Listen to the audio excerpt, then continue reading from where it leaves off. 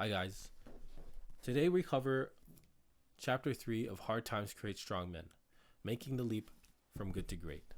Essentially, he covers a couple of things. I'll go over them.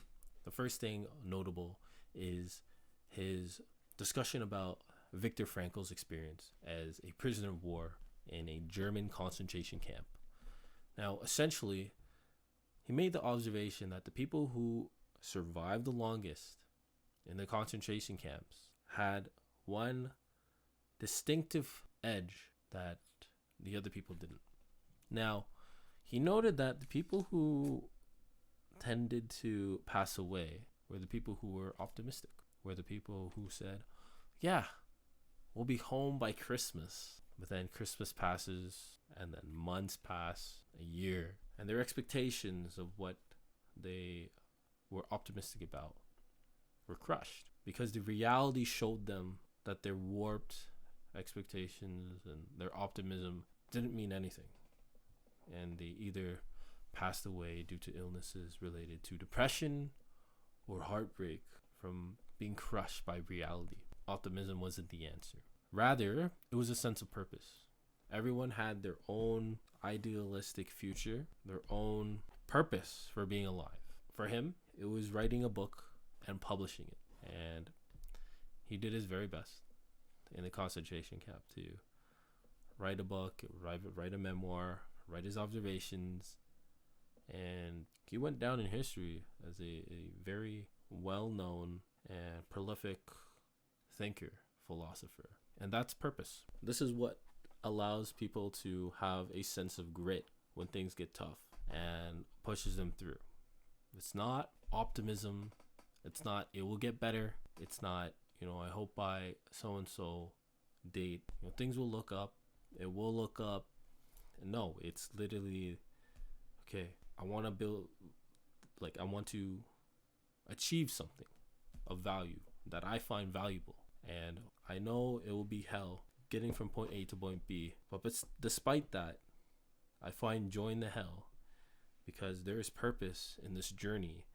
And when I fulfill the end goal, I will see the mountains that I've climbed before me and the mountains of achievements that I've achieved as I'm standing there in victory, gazing across the landscape of victories that I've achieved. That's basically the thought process of people who have a sense of purpose, have a sense of grit. Now, he then makes a point of the hero's journey from point A to point B in a mapped out way and the phases. So phase 1, find a way to support yourself. Have your basic fundamentals in check. So that included financial, right? It goes without saying, stay healthy because your health is wealth. And he mentioned that he took on 4 jobs. So he was a merchandiser. I'm talking about the author here. He was a merchandiser, putting up Fritos Lays on the shelves. That was his morning job. And then from afternoon till early evening, he worked his real estate job. And then from 5 to 7, he was teaching guitar. And then from 7 to 9, he was doing his debt collection job. Okay, so that was a span of hard effort and work for an extended period of time every week and almost every day, 4 a.m. to 9 p.m. in order to support himself and get his foot through the door to find purposeful work. Because to him, purposeful work was real estate. He loved it. And that then opened further doors to even more passions as his wealth grew exponentially. He also makes a point of avoiding the poverty traps as you go through this journey from good to great, because it's very easy to get comfortable in a job that pays you just enough to be comfortable. And then you could kid yourself and say, yeah, I earned it. Yeah, I should take a break. And, I'm going to play video games. I'm going to scroll the internet, whatever the person might want to do to just relax. And he goes about saying that, 99% of people, given the circumstances, They're going to think you're crazy if you're putting more work after a regular job. No. Put on the brakes.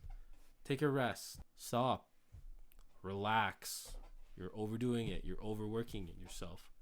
And he mentions in his book to his readers that, yeah, the people that are giving this advice, I look at their circumstance, and these are the same people who fall into the same bad habits that keep them where they are. And he quotes Grant Cardone, the $100 million man. He quotes him and says he likes his acronym BOBA, which stands for be obsessed or be average. And that interrelates. The author himself, he was obsessed with real estate. Therefore, he did things that most people wouldn't do, that were unconventional. Not take rest, work his ass off, work 4 jobs. The average person doesn't work 4 jobs. The average person in this society is convinced that, okay, if you have a passion, drop everything else and go towards your passion, it'll work out if you put 100% into it. But the reality is you have bills to pay and your mouth to feed, and maybe other people are relying on you. And for that reason, you need a source of income, somehow, some way, to support yourself. And then on top of doing that, then you have your time to work on your passions that will get you the foot in the door towards the opportunity. So having just a baseline source of income is the prerequisite before you get into your passions and going from good to great. He shares further some other examples. He gets into Gene Simmons. Gene Simmons, a prolific artist, he mentioned in his statement that, his plan B was to be a teacher. And if music didn't work out for him, he would be a great teacher regardless. He just wanted a source of purpose, something that is meaningful, something that he believes creates value, something that makes him feel important and useful, that he enjoys. Now, Gene Simmons, he's a very successful musician, $35 million man or more. In the book, it quotes him as 35 million. So, there's that. There's also the artist. He was a artist in Foo Fighters and Nirvana. And, he's a great example of grit because he never took breaks. And his vacations, to him, included doing his work as a musician. He even went as far as one time he broke his arm in some kind of accident. And they were in the middle of doing a world tour.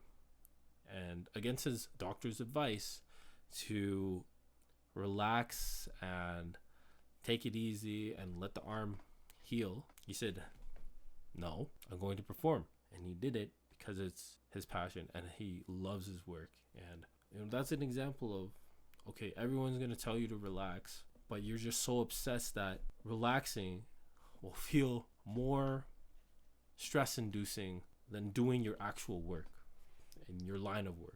Be obsessed or be average. That is the quote that our author Stefan Ariano loves from the $100 Million Man Grant Cardone. So that is chapter 3, making the leap from good to great. In hard times create strong men. Thank you guys for watching. I hope you guys gain some value from that.